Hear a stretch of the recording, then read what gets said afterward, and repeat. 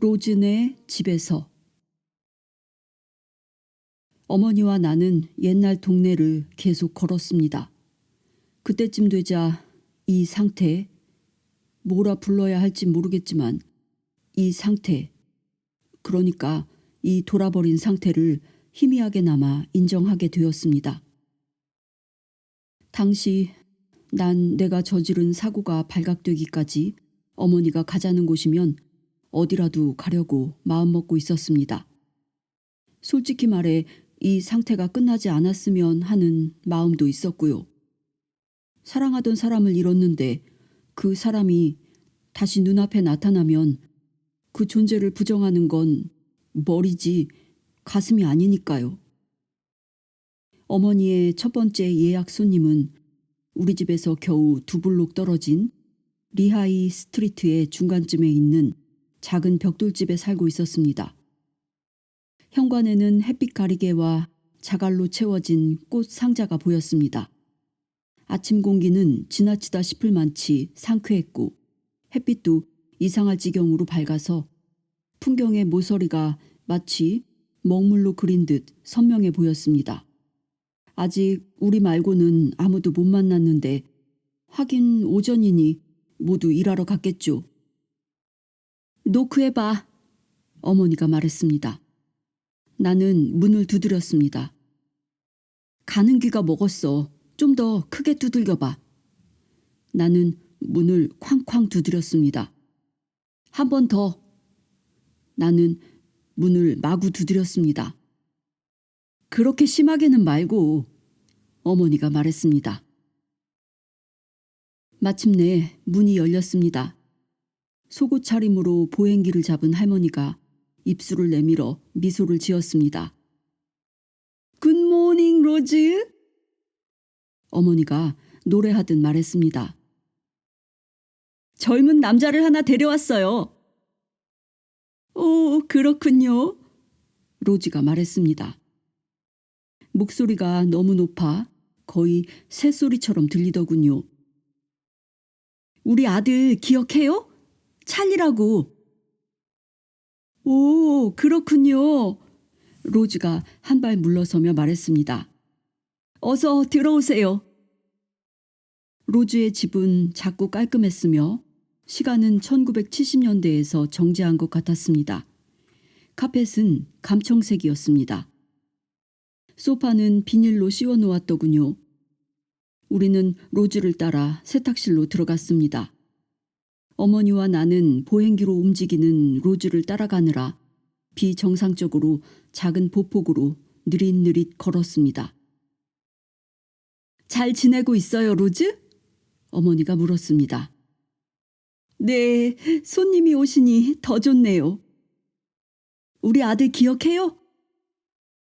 물론이죠. 잘생겼어요. 로즈는 내게 등을 돌린 채 그렇게 말했습니다. 자녀분들은 잘 지내요, 로즈? 뭐라고요? 자녀분들 말이에요. 아, 로즈는 손을 내저으며 말했습니다. 매주 한 번씩 들여다봐요. 허드렛일 하듯. 그 순간 나는 로즈가 누군지 아니면 뭔지 알 수가 없었습니다. 유령? 살아있는 사람? 로즈의 집은 현실감을 주었습니다. 난방이 들어와 있었고 아침으로 먹은 토스트 냄새도 아직 남아 있었죠. 세탁실로 들어가니 싱크대 옆에 의자가 놓여 있었습니다. 라디오에서는 시끄러운 노래가 흘러나오고 있었고요. 저것 좀 꺼주겠나, 젊은이? 여전히 등을 돌린 채로 로즈가 말했습니다. 라디오 말이야. 가끔 내가 너무 크게 켜놓거든. 나는 볼륨 손잡이를 찾아 라디오를 껐습니다. 끔찍하군. 들었어? 로즈가 말했습니다. 고속도로에서 사고가 났다는군. 어떤 차가 트럭을 들이받고는 야외 간판을 뚫고 나갔대. 간판은 그대로 쓰러졌지. 아우, 끔찍하네. 나는 어머니가 돌아서서 내게 사실을 실토하라고 말할까봐 어머니 얼굴을 살폈습니다. 찰리, 사실대로 말해. 그래요? 우울한 뉴스네요. 가방에서 도구를 계속 꺼내며 어머니가 말했습니다. 맞아요. 그렇다니까요. 로즈가 말했습니다. 잠깐. 이분들이 아나? 아직 모르나? 차가운 공포가 온몸을 훑고 지나갔습니다. 누군가가 지금이라도 창문을 톡톡 두드리고는 나오라고 할 것처럼 말이죠. 그러나 로즈는 보행기를 내 쪽으로 돌리더니 이어서 무릎과 깡마른 어깨를 내가 있는 방향으로 돌렸습니다. 젊은이가 어머니하고 하루를 보내는 모습을 보니 좋군. 로즈가 말했습니다. 자식들이 좀 더 자주 이렇게 해야 해. 로즈는 떨리는 손을 싱크대 옆에 있는 의자 등받이에 올려놓았습니다. 자, 포지, 이 늙은이 단장 좀 시켜줄라우? 아마 우리 어머니가 어떻게 미용사가 되었는지 궁금하실 겁니다. 앞서도 말했지만 어머니는 간호사였고 그 직업을 매우 좋아했습니다. 어머니는 깊은 인내심에 셈이 있어서 조심스럽게 붕대도 감아주었고 피도 뽑았으며 근심에 찬 질문이 끝없이 이어질 때도 쾌활한 대답으로 확신을 주었습니다. 남자 환자들은 젊고 예쁜 여자가 가까이 있다는 사실을 좋아했습니다. 여자 환자들은 어머니가 머리를 빗겨주거나 립스틱 바르는 걸 도와주면 고마워했죠. 당시엔 그것이 관례였는지 어땠는지 모르지만 어쨌든 어머니는 시립병원의 환자 여러 명에게 이런 일을 해주었습니다. 이렇게 해주면 환자의 기분이 나아진다고 생각한 거죠. 좀 나아지려고 병원에 오는 것 아니겠습니까? 어머니는 이렇게 말하곤 했습니다. 더 나빠지려고 병원 가는 사람은 없잖아? 가끔 어머니는 저녁 식탁에 앉아 꿈꾸는 듯한 표정으로 불쌍한 헬버스 부인의 폐 기종이나 불쌍한 로이 앤디콧의 당뇨병에 대해 이야기했습니다. 가끔 어머니는 늘 이야기하던 사람을 입에 올리지 않기도 했는데 그럴 때면 로베르타가 이렇게 말했습니다. 오늘 골린스키 할머니는 뭐 했어? 그러면 어머니는 집으로 갔단다 하고 대답했습니다. 아버지는 눈썹을 치켜 올리며 어머니를 바라보고는 다시 음식을 씹었습니다. 더 나이가 들어서야 나는 집이라는 것이 죽음을 뜻한다는 사실을 알았습니다. 그러니까 죽은 사람 이야기가 나올 땐 보통 아버지가 화제를 바꿨다는 뜻이죠. 우리 시에는 병원이 하나뿐이었는데 아버지가 떠난 뒤로 어머니는 가능한 한 몇 교대 더 일을 하려고 했기 때문에 학교가 끝나고 우리를 데리러 올 수가 없게 되었습니다. 그래서 거의 항상 나는 걸어서 로베르타를 집에 데려다 놓고는 자전거를 타고 야구 연습을 하러 갔습니다. 아빠가 오늘 집에 올까? 로베르타가 묻곤 했습니다. 안 오지 멍청아. 오늘 아빠가 왜 오겠니? 풀이 자랐으니까 깎아야 되잖아. 로베르타가 대답했습니다. 아니면 낙엽을 긁어 모아야 하니까. 또는 오늘이 목요일이라 엄마가 양고기 요리를 할 거니까 등의 대답이 나오기도 했습니다. 그런 것 때문에 아빠가 오진 않아. 그러면 조금 있다가 빤한 질문을 하는 것이었습니다. 그럼 아빤 왜 갔어, 오빠? 몰라. 그냥 갔어. 알겠니? 말이 안 돼. 로베르타가 중얼거렸습니다. 내가 12살이고 로베르타가 7살이던 어느 날 학교에서 나오는데 경적 소리가 울렸습니다. 엄마야! 로베르타가 외치며 달려갔습니다. 어머니는 차에서 내리지 않았는데 그건 좀 이상했습니다. 어머니는 사람들을 향해 경적을 울리는 일이 무례하다고 생각했습니다. 물론 몇 년 뒤에 어머니는 로베르타에게 집 앞까지 데리러 와서 경적을 울리지 않는 남자애하고는 데이트할 필요가 없다고 했지만요. 하지만 그때는 로베르타가 7살짜리 어린애였고 어머니는 그냥 차 안에 앉아 있었습니다. 그래서 나는 로베르타를 따라 길을 건너 차에 탔습니다. 어머니는 어딘가 아파 보였습니다. 눈 밑이 거무스름했고 끊임없이 헛기침을 했습니다. 그리고 하얀 간호사 옷도 입고 있지 않았습니다. 엄마, 왜 여기 있어? 내가 물었습니다. 당시에 나는 어머니에게 그런 말투로 이야기했습니다. 엄마한테 뽀뽀해 주렴. 나는 머리를 앞쪽으로 내밀었고 어머니는 내 머리카락에 입을 맞추었습니다. 엄마, 일찍 퇴근했어? 로베르타가 물었습니다. 비슷해. 어머니는 코를 훌쩍거렸습니다. 그리고는 백미러를 보면서 눈 주위에 거무스름한 걸 닦아냈습니다. 아이스크림 먹을래? 엄마가 물었습니다. 응. 로베르타가 말했습니다. 난 연습해야 돼. 내가 말했습니다. 오늘 하루만 빠져라. 응? 싫어. 연습을 빠질 순 없어. 난 가야 돼. 누가 그래? 감독님이랑 다들. 난 갈래. 난 콘 먹을래.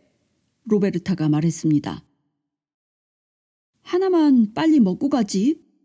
어머니가 말했습니다. 싫어. 싫다고. 나는 머리를 들어 어머니를 똑바로 쳐다보았습니다. 이런 어머니의 모습은 본 적이 없었습니다. 넋이 빠진 것 같더군요. 나중에야 나는 어머니가 병원에서 해고되었다는 사실을 알았습니다. 병원 관리자들 중 몇 명이 이제 독신이 된 어머니가 남자 의사들이 한눈을 팔게 만든다고 생각한 거죠. 역시 나중에 알게 된 거지만 병원 고위 관리자가 어머니에게 부적절한 행동을 했고 어머니는 이 사실에 대해 항의했습니다. 어머니의 정당한 반발에 대해 병원 측이 보인 반응은 이대로 계속할 순 없지 않느냐였습니다.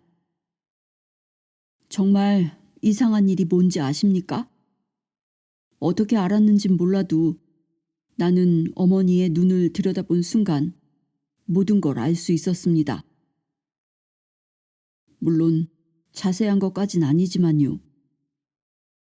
그러나 넋 빠진 건 넋 빠진 거고 나도 그런 멍한 표정을 짓기 때문에 그게 어떤 건지 알고 있었습니다. 어머니도 그런 표정을 짓는다는 게 싫었죠.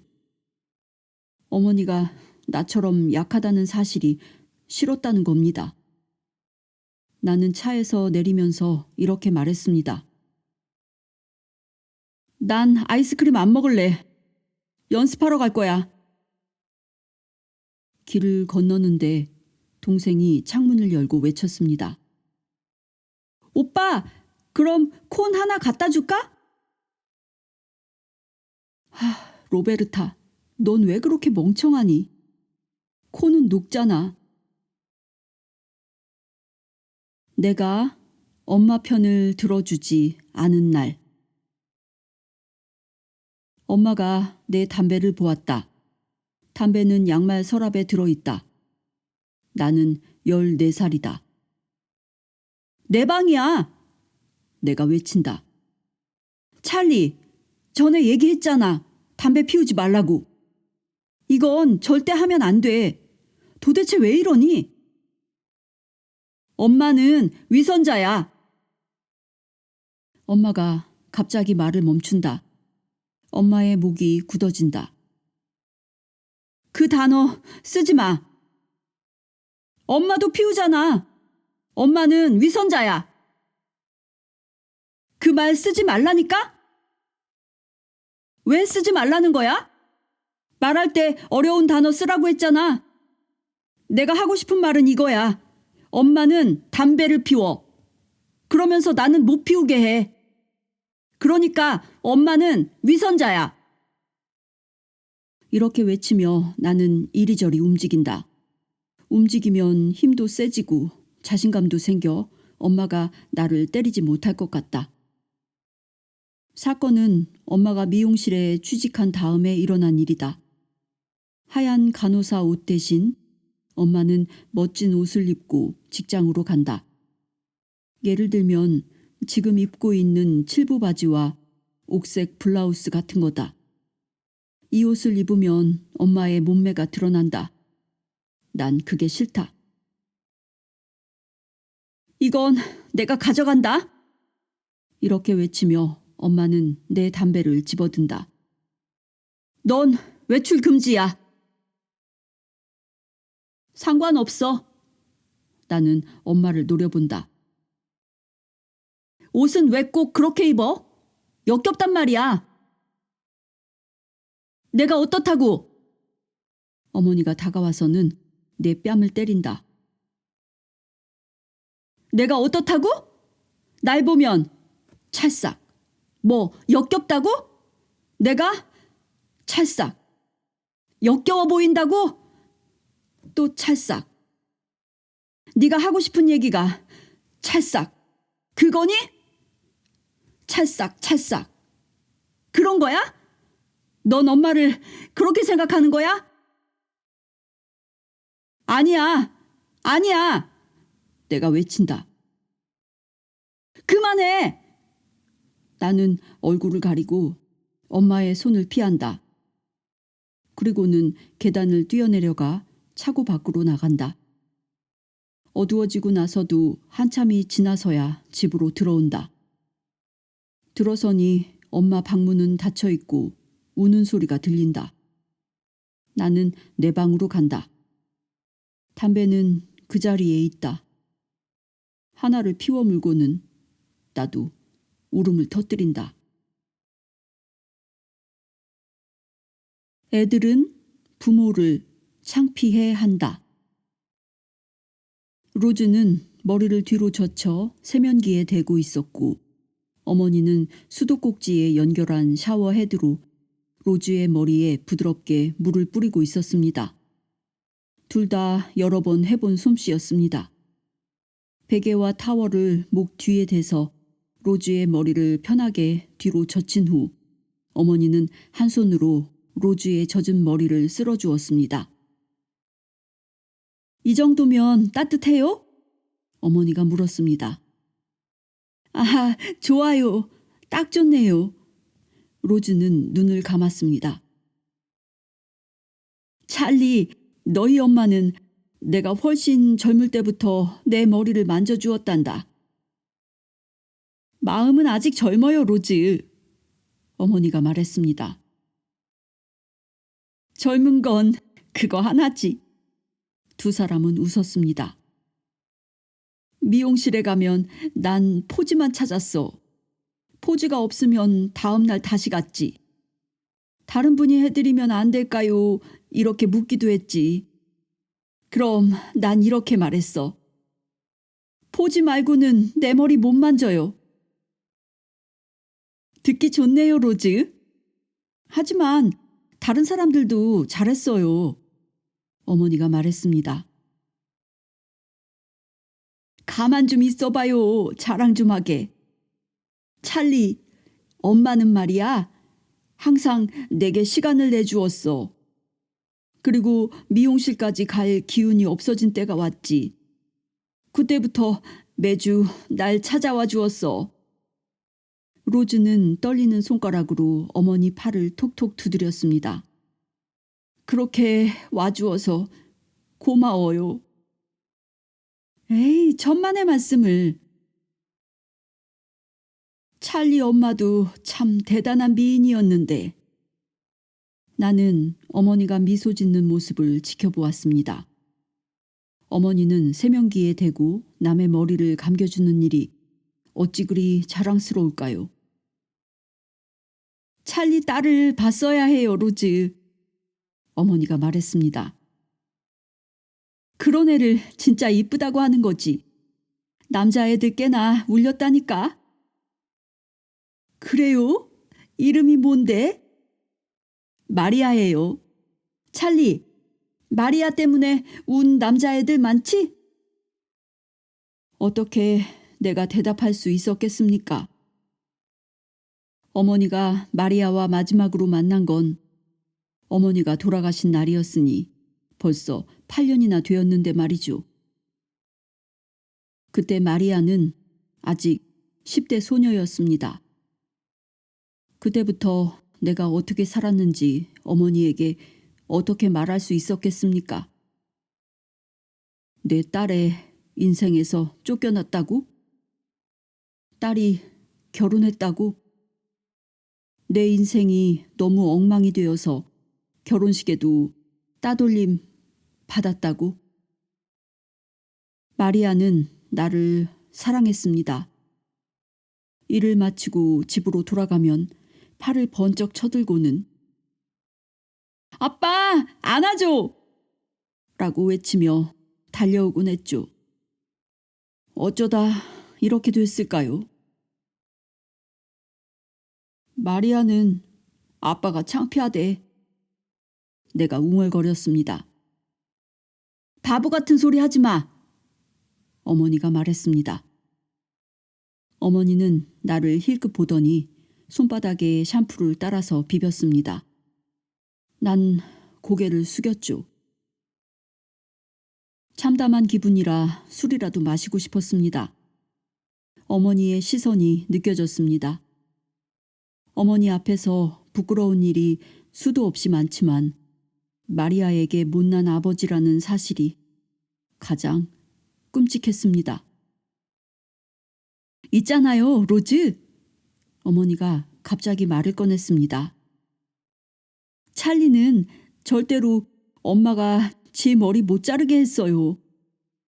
믿어져요? 꼭 이발소만 가려고 했다니까요. 왜 그랬을까? 그거 있잖아요. 머리가 좀 굵어지면 엄마 저리 가, 저리 가 하는 거요. 애들은 부모를 창피해하죠. 로지가 말했습니다. 애들은 부모를 창피해하죠.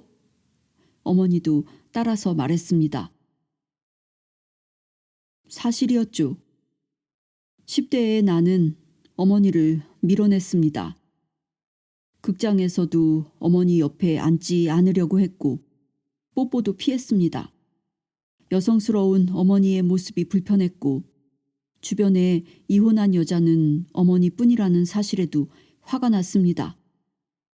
나는 어머니가 다른 집 어머니들처럼 평범한 옷을 입고 스크랩북을 만들거나 과자를 구워주길 바랬던 거죠. 가끔 애들이 심한 소리 하지 않아요, 로즈?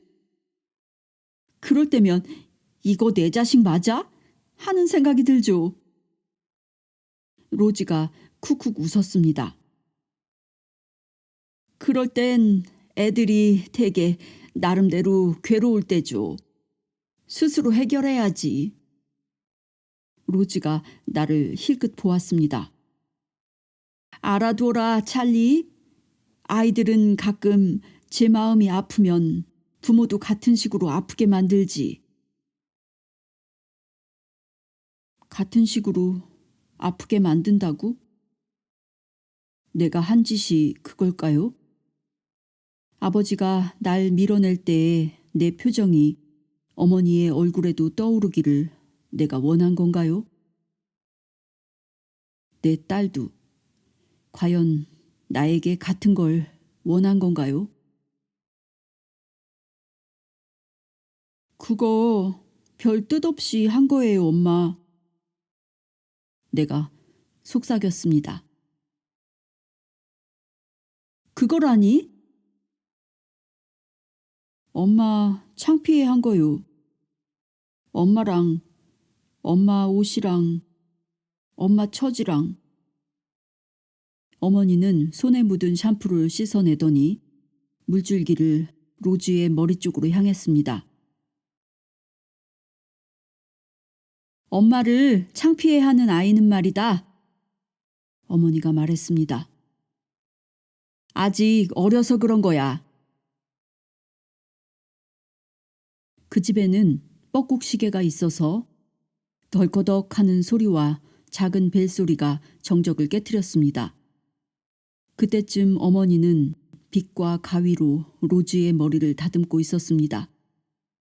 전화벨이 울렸습니다.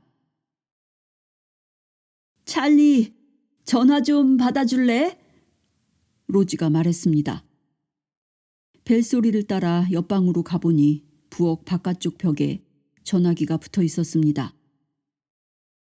여보세요? 그 순간 모든 것이 달라졌습니다. 찰스 베네토? 어떤 남자가 외쳤습니다. 찰스 베네토? 내 말 들려요? 찰스? 나는 얼어붙었습니다. 찰스! 듣고 있는 거 알아요. 찰스! 찰스? 사고가 났어요. 말 좀 해봐요. 떨리는 손으로 나는 수화기를 내려놓았습니다. 엄마가 내 편을 들어준 날. 아버지가 떠난 지 3년째 한밤중에 로베르타가 쿵쿵거리는 소리에 잠이 깬다. 로베르타는 항상 엄마 방을 향해 달려간다. 나는 베개에 머리를 파묻으며 다시 잠에 빠져든다. 찰리! 엄마가 갑자기 방으로 들어서며 속삭이듯 소리친다. 찰리, 야구 배트 어디 있니? 응? 웅얼거리며 나는 팔꿈치를 대고 일어난다. 쉬! 로베르타가 말한다. 방망이 말이야. 엄마가 말한다. 그게 왜 필요한데? 쉬! 로베르타가 말한다. 로베르타가 무슨 소리를 들었대? 어? 강도가 들었단 말이야? 쉬! 로베르타가 말한다. 가슴이 뛰기 시작한다. 고양이 도둑, 물론 고양이만 훔쳐갔겠지만 고양이 도둑에 대한 이야기도 들었고 집에 들어와서 가족을 묶어놓고 물건을 훔쳐간다는 도둑 이야기도 들었다. 그리고 더 끔찍한 장면도 떠올랐다. 어떤 사람이 우리 가족을 다 죽이려고 집에 들어오는 것 말이다. 찰리, 배트 어디 있니? 나는 옷장 쪽을 가리킨다. 숨이 가빠지기 시작한다. 어머니는 내 검은색 야구 배트를 찾아낸다. 동생은 엄마 손을 놓고는 내 침대로 뛰어든다. 나는 나서야 할지 말아야 할지 모른 채 손바닥으로 침대 매트리스를 누르고 있다. 어머니가 방을 슬그머니 나가며 여기 있어? 라고 속삭인다. 배트를 잘못 쥐었다고 말해주고 싶었지만 어머니는 벌써 나간 다음이다. 로베르타는 내 옆에서 벌벌 떨고 있다. 로베르타와 함께 웅크리고 있는 것이 부끄러워서 동생이 내 파자마를 찢어지도록 잡아당기는 걸 무릅쓰고 침대를 빠져나와 문으로 향했다. 복도로 나오니 삐걱거리는 소리가 하나하나 다 들렸고 소리가 날 때마다 칼 든 도둑의 모습이 떠올랐다. 그러다가 부드럽게 툭 떨어지는 소리가 났다. 발자국 소리도 났다. 덩치 크고 얼굴이 불구스름한 남자가 나와 로베르타를 잡으러 계단을 올라오는 모습이 떠오른다. 그런데 이번에는 진짜 무슨 소리가 들린다. 쾅 소리. 그러더니 사람 목소리 같은 것이 들렸다. 이게 사람 목소리 맞나? 그런 것 같기도 하고 아닌 것 같기도 하다. 잠깐, 이건 엄마 목소리 아닌가? 아래층으로 뛰어내려가고 싶기도 하고 내 방으로 돌아가고 싶기도 하다. 좀 더 울림이 깊은 소리가 들린다. 딴 사람이 있나? 남자 목소리? 나는 숨을 훅 들이쉰다. 얼마 후 문이 쾅 닫히는 소리가 들린다. 그러고 나서 내 쪽으로 다가오는 발자국 소리가 들린다. 어머니의 목소리가 어머니를 앞장서 온다. 괜찮아, 괜찮아. 어머니는 이제 속삭이고 있지 않았으며 재빨리 방으로 들어오고서 머리를 한번 쓰다듬어 준 다음 로베르타 쪽으로 갔다. 어머니가 손을 펴자 베트가 바닥에 쿵 하고 떨어진다. 로베르타는 울고 있다. 괜찮아. 아무것도 아니야. 엄마가 말한다. 나는 벽에 기대 주저앉는다. 엄마는 로베르타를 껴안는다. 그리고 이제까지 들어본 어느 누구의 한숨보다도 긴 한숨을 내쉰다. 누구야? 내가 묻는다. 아무것도 아니야. 아무것도 안 왔어. 엄마가 말한다. 하지만 나는 엄마가 거짓말을 하고 있다는 걸 안다. 그리고 누가 찾아왔는지도 안다. 이리 와, 찰리. 엄마가 손을 내민다. 나는 팔을 몸에 붙인 채 빠져나간다. 엄마가 나를 잡아당기지만 나는 반항한다. 엄마에게 화가 난다. 이 집을 완전히 떠날 때까지 나는 엄마에게 화가 나 있을 것이다. 누가 찾아왔는지 나는 안다. 그리고 엄마가 아빠를 집에 들이지 않았기 때문에 화가 난다. 됐어요, 로즈. 방으로 돌아오니 어머니가 이렇게 말하고 있었습니다. 예쁘게 잘 됐어요. 30분만 놔두면 돼요. 누가 전화했어, 찰리? 로즈가 나에게 묻더군요. 나는 겨우 머리를 좌우로 흔들어 보였습니다. 손가락이 떨리고 있더군요. 찰리, 괜찮니? 엄마가 묻더군요. 받으니까 나는 숨을 훅 들이쉰 후 말을 이었습니다. 아무 말도 안 하던데요? 세일즈맨일 거야. 남자가 전화를 받으면 무서워하지. 그 사람들은 나 같은 할머니를 좋아해. 나는 자리에 앉았습니다. 갑자기 피로가 몰려와 고개를 들고 있을 수 없더군요. 방금 누가 전화했을까? 누구의 목소리였지? 내가 여기 있는진 어떻게 알았고 왜 잡으러 오지 않을까? 생각을 하면 할수록 더 어지러워졌습니다. 피곤하니, 찰리? 어머니가 물었습니다. 잠깐만. 눈이 스르르 감겼습니다. 좀 자. 누군가가 말했지만 어머니인지 로즈인지 알 수가 없었습니다. 그렇게 해서 나는 잠에 빠졌습니다. 엄마가 내 편을 들어준 날. 나는 15살이다. 그리고 이제 면도를 시작해야 한다. 턱과 코 밑에 털이 듬성듬성 난 것이 보인다. 어느 날 밤 로베르타가 잠든 뒤 어머니가 나를 욕실로 부른다. 어머니는 2개의 스테인레스 칼날이 달린 질레트 면도기와 버마 쉐이브 크림을 준비해 두었다. 너 이거 할 줄 아니?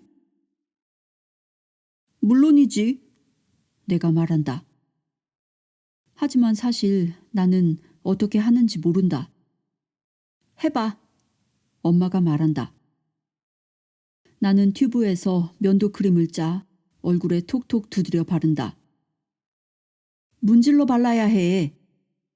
어머니가 말한다. 난 그대로 한다. 결국 뺨과 턱이 하얗게 뒤덮였다. 나는 면도기를 집어든다. 조심해. 위아래로 움직이지 말고 한쪽 방향으로만 움직여. 알아. 나는 짜증이 나서 말한다. 엄마 앞에서 면도를 하는 게 영 불편하다. 아빠가 있었어야지. 엄마도 그 사실을 안다. 나도 안다. 하지만 아무도 그 사실을 입 밖에 내지 않는다. 나는 엄마가 시킨 대로 한다. 한쪽 방향으로 밀다 보니 면도 크림이 벗겨진 곳에 널찍한 공간이 생겼다. 턱을 미는데 결국 베이고 말았다. 결국 상처를 입는다. 아이 저런, 찰리, 괜찮니? 어머니는 내게로 손을 뻗다가 그래서는 안 된다는 듯 손길을 멈춘다. 걱정 마. 이렇게 말하며 나는 단호히 면도를 계속한다. 어머니는 바라보고 있고 나는 면도를 계속한다. 턱을 밀고 목까지 다 민다. 면도가 끝나자 어머니는 뺨에 한 손을 대고 미소를 짓는다. 그리고 영국식 악센트로 이렇게 속삭인다. 해냈구나. 성 조직께 감사해야지. 끝내니 기분이 좋다. 이제 세수해. 어머니가 말한다. 내가 엄마 편을 들어주지 않은 날. 할로윈이다. 나는 16살이라 가면을 쓰고 과자를 얻으러 돌아다닐 나이는 지났다. 하지만 로베르타는 저녁을 먹고 나가자고 한다. 아마 어두워진 다음에 돌아다니면 더 맛있는 과자를 얻을 거라고 생각한 모양이다. 그래서 새로 사귄 내 여자친구인 조아니가 같이 가면 가겠다고 마지못해 말한다. 조아니는 2학년짜리 치어리더로 지금 나는 학교 야구팀의 스타다. 멀리 가서 과자 얻어오자. 동생이 말한다. 날씨가 추워서 우리는 손을 바지 주머니에 찌르고는 이 집 저 집에 돌아다닌다. 로베르타는 밤새 쇼핑백에 과자를 쓸어 담는다. 나는 야구 재킷을 입고 있고 조아니는 치어리더 스웨터를 입고 있다. 골탕 먹기 싫으면 과자 주세요. 어느 집 문이 열리자 로베르타가 소리친다. 호, 넌 누구니? 여자가 말한다. 여자는 엄마 또래쯤 되었는데 머리가 빨간 데다 홈웨어를 입고 있고 눈썹이 엉망으로 그려져 있었다. 난 해적이다. 로베르타가 말한다. 으르렁! 여자는 웃더니 마치 동전 한 잎을 떨어뜨리듯 로베르타의 쇼핑백에 초콜릿바를 하나 넣어준다. 초콜릿바가 툭 소리와 함께 안으로 떨어진다. 전 이의 오빠예요. 내가 말한다. 전 같이 왔어요. 조아니가 말한다. 내가 너희 부모님과 아는 사이던가? 아줌마는 이렇게 말하며 로베르타의 쇼핑백에 초콜릿바를 막 하나 더 넣으려는 참이다. 우리 엄마는 베네토 부인이에요. 로베르타가 말한다. 여자가 흠칫한다. 그러더니 초콜릿바를 거두어 들인다. 베네토 양 아니고? 여자가 말한다. 셋 중 누구도 대답을 못한다. 여자의 표정이 바뀐다. 잘 들어. 엄마한테 맨날 우리 남편 가게에 와서 그 패션쇼 좀 그만하라고 해. 그리고 허튼 생각 하지 말라고 하고. 알았어? 허튼 생각 하지 말라고. 어? 조한이가 나를 쳐다본다. 뒷목이 타오르는 것 같다. 그것도 주실래요? 로베르타가 초콜릿바에서 시선을 떼지 못하고 이렇게 말한다. 여자는 초콜릿바를 가슴 쪽으로 바짝 가져간다. 가자, 로베르타. 내가 웅얼거리며 동생을 잡아 끈다. 집안 내림인가 보군. 여자가 말한다. 뭐든 다 손을 내미네. 엄마한테 그대로 전해. 허튼 생각하지 말라고. 알았어? 우리는 벌써 그 집 마당을 반쯤 가로지른 다음이다.